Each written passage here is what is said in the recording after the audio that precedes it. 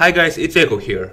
So, yesterday game 12 of the World Chess Championship match between Caruana Fabiano and Carlsen Magnus have been played, and with it, for the first time in the World Chess Championship history, all games in a match have been ended in a draw. So this is the first match that saw zero decisive games, at least in the classical portion of the match.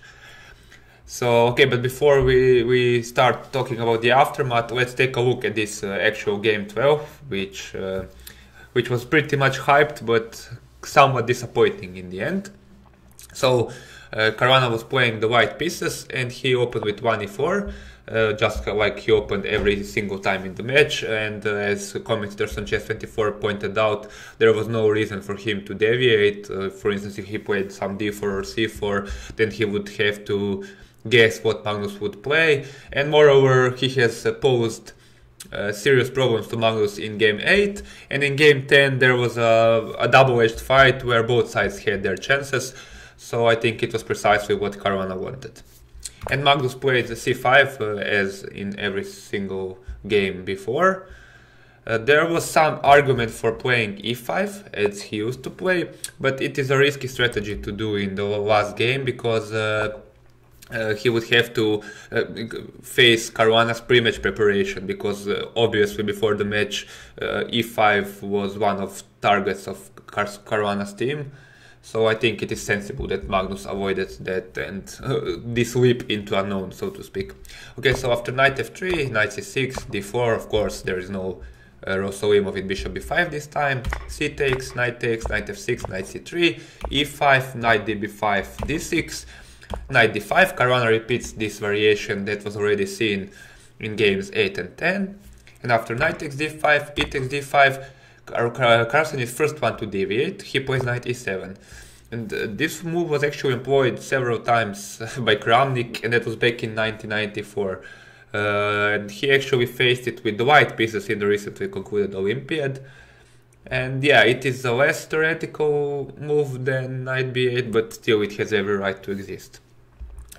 c4 by Caruana, and now knight g6. This uncovers the defense of the d6 pawn and also gives this king some breathing space. The idea of variation was illustrated if you play a6 here, and after queen a4 you're basically losing, because white is threatening a discovered attack and you have no good way of dealing with it, because if you play bishop b7 then you get checkmated. This is a nice modern mate. And if you play queen d7 then also probably knight c7 or even stronger knight d6, and you're more or less well, you're losing here. So you can't do this, so you need to play knight g6 first, and after queen a4, nevertheless bishop d7. Now d6 is defended by the bishop. Queen b4, threatening d6, and now bishop f5. h4, and so far this was all seen in the aforementioned Kramnik game from the Olympiad, but here Magnus got in his preparation first, and he played h5. Which is a somewhat strange move, because it, Black's general plan in this structure is to push f5, f4, and with the pawn on h5, now if you push f5, then g5 square will be weakened. But this was actually played by top engines in some competition. I think it was game between Stockfish and Houdini, and Grishuk in live show was pretty harsh. He called Caruana's preparation really miserable. Okay, that is just Grishuk being Grishuk, but the point is that you can't really afford to avoid looking at correspondence and engine game these days. So yeah, it is a bit of a miss from Caruana, but then again he was probably surprised by knight e7 in the first place. Of course you can a6, then h5 is a theoretical discussion, and yeah, it was debated at length, and here white has his chances. He probably, the resulting positions are better for him. But h5, okay, it's not the end of the world for white, but he needs to be prepared. And here, queen a4. Already here, Caruana started thinking a lot, and he hit the move repetition. And considering that the match situation was pretty tense, and that he was faced with a surprise, and also with the ability of hindsight, and when we know which position he obtained, this was perhaps not such a terrible practical idea, although of course everybody would have bashed him if he did so. But still, from the competitive point of view, it was sensible. Here, black doesn't have a choice but to repeat, because after queen d7 you still get some knight c7 check, or knight d6 possibly. But after bishop d7, queen b4, bishop b5, okay, Caruana played bishop b3 and displayed his fighting spirit, but he also risks here, because Carlsen was always prepared. Bishop g5 is more sensible, trying to provoke f6, and black doesn't really want to play f6, so queen b8 is probably a move here, but then after g3, a6, knight c3, bishop e7, and now something like bishop e2, or probably, I don't know, bishop e3 maybe. White is somewhat better here. So, of course, here as well, instead of f6, if you play bishop e7, bishop takes, king takes, it is bad due to c5. And then after takes, king f6, this is just outright bad for black. So he can do that. But okay, bishop e3, also not terrible move. a6, knight c3, queen c7, defending the b7 pawn, which was threatened by the queen. G3. Now, the problem with this position for white is that he has abundance of possibilities, whereas black's moves are quite clear. He will play something like bishop e7, possibly move the knight to d7, castle, bishop g6 and f5. So you already know some 5-6 moves what you're going to do, and white can do many things. He can play bishop g2, bishop e2, castle long, rook c1, knight a4, knight b6, queen d2, castling short. So yeah, it is very hard to play this position for white. And yeah, g3 is sensible because it defends h4 pawn and yeah, prevents knight f4. This is typical with the knight on g6. So bishop e7, and here f3 is perhaps a bit artificial, although still we can understand why Caruana did it. He wants to play knight e4 and bishop d3. There is something to be said, let's say, for bishop e2. Now knight f8, rook c1, bishop g6 and castling short. And here the plan with f5 and f4 is probably not so terrible for white yet. So knight d7, knight a4 and castling short. Okay, this is just approximate variation, but probably something along these lines was safer for white. But then again, Caruana was obviously in fighting mood. He didn't want to contain himself with some controlled position, and he was obviously going to risk a bit in this game. So f3, knight f5. So at this point Caruana was below 1 hour and Magnus was still somewhere above 1.5 hours, so he was probably close to his preparation or still within it. So knight e4, knight d7, bishop d3, castling short, pretty long castling, and here white has an abundance of possibilities. It is, yeah, hard to say what is the best, but okay, let's look at some of the options. So castling short is once again the most sensible, but Caruana deliberately avoided it. And after bishop g6, queen d2, f5, you now play knight g5. And now these all sorts of ideas with advancing these pawns are reduced, so they're not so dangerous. So let's say you take with the bishop e4 and bishop e2 and knight e5, and you're probably slightly better as white. Not much, but okay. Nothing terrible is yet apparent for you. And if you play queen d2 here, then if you just give another option, black can go either bishop g6 and then after castling short f5, this is the same we just looked. But he can also play something like b5, and then after castling bc3, rook ac1, knight b6 and b3, you will get this pawn back. And obviously you can take this pawn, this bishop, because your queen is hanging by the rook. So yeah, still perfectly normal position, probably slightly better for white. And the final position, final possibility was castling long. So in his game recap, Peter Fiedler said this is stronger. I will link his recap below the video. But then after b5, king b1, I think things can get ugly for white rather quickly. Let's say after rook fb1, rook c1, b takes c4, queen takes c4 and queen b7. After some threatening checkmate, so you need to play something like rook c2, defending this threat, but then after knight b6, I don't know, I think most of us would rather have black. Because, you know, his attack is pretty well advanced, and you know, white is far from doing something on the king side. On the king side. So okay, objectively speaking, there is probably white is not in such a big danger. He's maybe mono white reverse, but in practical play, I think this is pretty difficult to play. But okay, rook h2, the idea is to swing the rook to c2 before castling, but this is slightly artificial and it essentially loses some time, because you will not, black is not forced to play b5, and you know, if he doesn't, then you have just lost some time with the rook. So rook a c8, castling long, bishop g6, now with the idea, with the idea of f5, clearly. Rook c2. So if you play king b1, then f5 is once again strong, and once again knight g5 is dubious. We will see why in the main variation. So if you go knight d2, then e4, bishop c2, and some b5, and black has a very strong initiative here. Okay, but after rook c2, f5 nevertheless, and now knight f2, knight g5, and it's problematic because black takes here.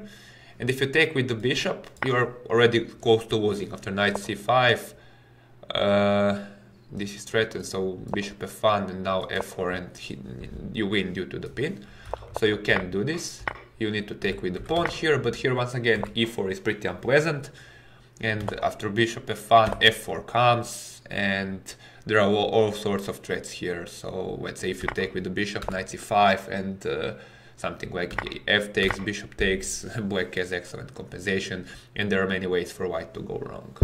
So yeah, I think Caruana decided wisely. He decided to play knight f2, and after knight c5, he played probably was the losing move of the game, f4. I think this takes, bishop takes, d takes, queen d2 is, well, more resilient, although no human wants to enter this position willingly, but more importantly, queen a3 is also more resilient than what he did in the game. But f4 is thematic because it shuts down this bishop. There is concrete tactical issues with this move. Here Magnus played a5, which is a mistake in my opinion, but b5 was very strong, as pointed out by several commentators. Of course, you can't take this pawn, because if you take, then you get this, and you get checkmated on c2, so you can't take here. But it's hard to suggest what white does instead. The angels point out queen d2, e takes, and now the best move is taking with the g pawn, trying to open this file. But here Vagic can just take here, and he has a healthy extra pawn, and yeah, he's better here. And if you take with the bishop, then after bishop f6, black has a strong attack. Probably the best here is taking on c5, but then once again, with this version is better for black, because with the f4, e4 inserted, with the b5 already advanced, then b4 will come, and he'll just, you know, he has several plans of improving his position, and yeah, it's hard to play this as white. So black is probably close to winning. But a5, this is, I think, indicative of Magnus' mood. In the post-game press conference, which I will also link below, the video, he indicated several times that he wanted to control the position and not give Caruana any chances whatsoever. So yeah, this highly uncharacteristic of Magnus, and I think it is caused by nerves. I think he was very nervous, and he just couldn't bring himself to play sharply, so to speak. Objectively best moves, but yeah, let's say sharper moves. Then here this is a try to control the position, because it is after queen d2 e4. You know, you block the king side and you control the queen side. But okay, this is slower, and now you're never able to play b5 anymore. So bishop b2, bishop e8, hinting at the important bishop a4 idea. And now king b1. If you play knight h3, bishop a4 wins on the spot, because after b3 you can take with the bishop and you can't recapture, because you have this fork that hits both king and queen. So you need to move the king. But here, nevertheless, bishop a4 was dangerous. And after b3, this thematic sacrifice that could have appeared in the game as well. Bishop takes, a takes, knight takes, and now queen e1. And even here, the engine likes black, although this is probably a worse version of the sacrifice because this queen controls this diagonal and prevents the idea of queen a5, queen b4 and queen a3, which we will see in the game. But even here after bishop f6 and let's say white takes on h5, knight a1 with pretty strong threats here. It is, let's say if you play knight rook e2, then queen c4 is just winning on the spot, and you probably have to play rook c1, and this is clearly very, very dangerous for white. But nevertheless, okay, obviously, this was more forcing because white can't avoid b3. Okay, but bishop f6, and here rook e1, this is another losing move because this takes away the queen's position on e1. Knight h3 was more resilient. And here the sacrifice probably doesn't work because after bishop a4, b3, this line was given by Slidler. Bishop takes, a takes, knight takes, queen e1, you control this diagonal.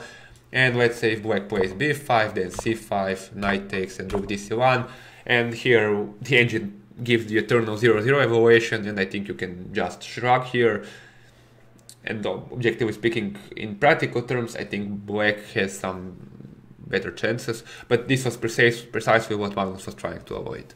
So I assume that after knight h3 here, some g6 would have followed or something like that, and it is unclear what would have happened next.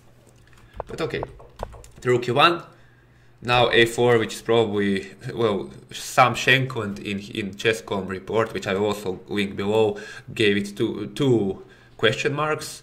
Well, it is, once again, try to control the position, but it takes away the a4 square from the bishop, and you never have this bishop a4 idea, and you also let the queen back to b4, and this slows down your play significantly. So most probably bishop a4 here was once again strong. If you play b3, then after takes, now queen has to go to d1, and after a4 you now have very primitive threat of queen a5, queen b4 and queen a3. It's very hard to stop this, and black is close to winning here. And if after bishop a4 black doesn't do that, he goes back, then you can prepare b5 in some order. You can probably even play g6 first to defend the h5 pawn, and then after h3 play something like, I don't know, b5 immediately or rook b8, b5, and it is clear black is enjoying this position. But once again, Magnus was not in such a mood. He was just mentally not prepared to play for the win, and he played a4. And after queen b4, g6, rook d1, rook a8, he still retains the superior position, but here something even more shocking happened. Here Magnus offered a draw. And I think in live feed, Anish Giri was joking that he never heard Magnus saying words, I offered draw, and he was like, how does it even sound, blah, blah, blah. And yeah, this was a very, very strange decision because, you know, he still, he plays on one goal basically, and there is not clear how white can improve, but this just proves how nerves and tension can affect your decision making.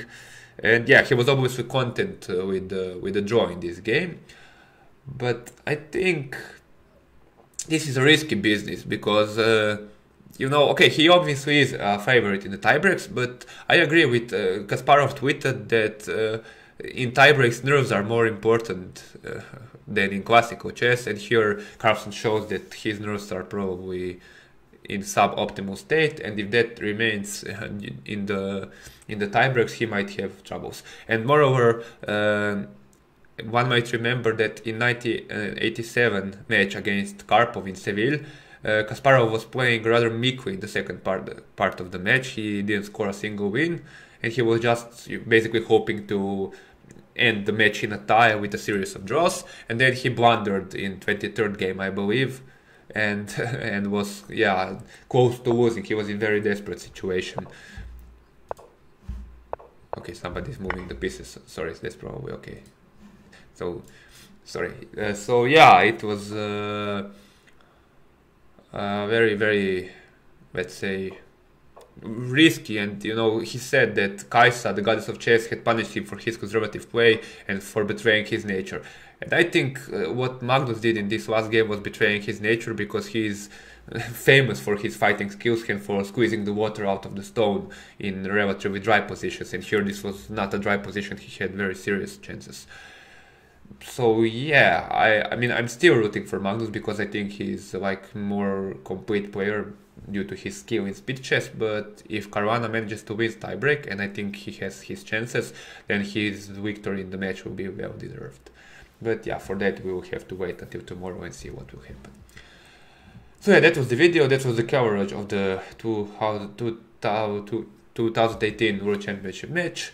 Okay, we will cover the tiebreaks as well, but the classical portion is over. As usual, you can watch the two of my previous videos on the left-hand side of the screen, and stay tuned for the tiebreaks. And yeah, make sure to check Swidler's and Yermolinski's game analysis, and also Chess.com report to understand the intricacies behind this decision and how criticized Magnus got on several websites for this draw offer. So yeah, that's all for today, and see you some other time. Goodbye.